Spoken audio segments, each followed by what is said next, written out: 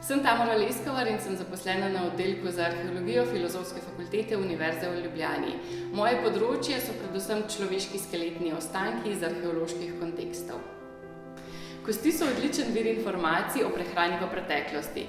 Včasih lahko že z prostim očesom ugotovimo, če je nekdo jedel preveč ali premalo nečesa. Na primer, če zaužijemo premalo vitamina D, bodo naše kosti postale mehke in že vsakdanja opravila bodo povzročila, da se bodo upogibale in pokale.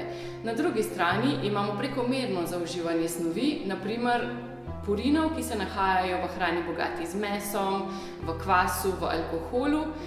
Purini povzročajo, da se v naših sklepih nabira sečna kislina, ki razžira kost. Kost odreagira tako, da tvori novo kost, kar pomeni, da so naši sklepi na eni strani razjedeni in na drugi strani polni formacij nove kosti. Poleg kosti so odličen vir informacij o prehrani v preteklosti tudi zobje. Vendar pa nam zobje ne podajo enakih informacij kot kosti. Zakaj?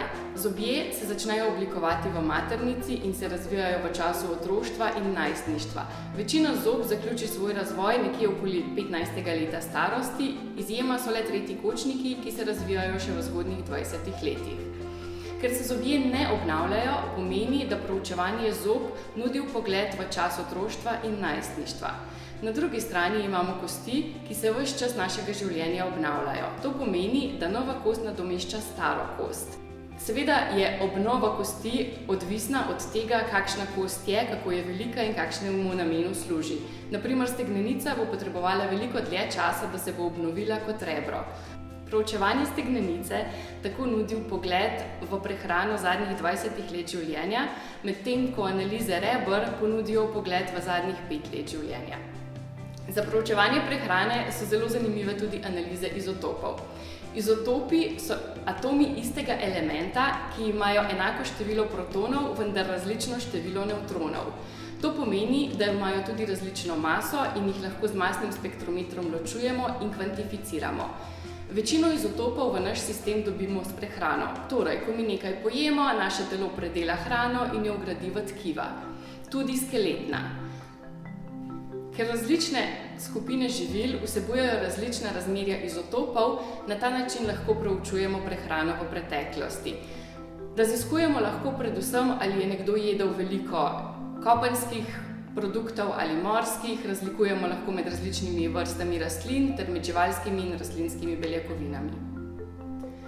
Analize izotopov, predvsem stroncija in kisika, so zelo uporabne tudi pri raziskovanju, ali je nekdo jedel predvsem prehrano lokalnega izvora ali ne.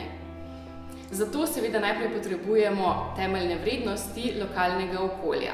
Te vzpostavimo z analizami tkiv živali in rastlin, ki živijo v tem okolju. Nato analiziramo še tkiva ljudi in vrednosti primerjamo. Če ugotovimo, da so vrednosti ljudi primerljive z vrednostmi okolja, lahko sklepamo, da je ta oseba jedla predvsem surovine lokalnega izvora. Če vrednosti izrazito izstopajo, lahko ugotovimo, da nekdo ni jedel hrane lokalnega izvora. Za proučevanje prehrane v preteklosti so zelo zanimivi tudi zobje in bolezni, ki jih opazimo na zobeh.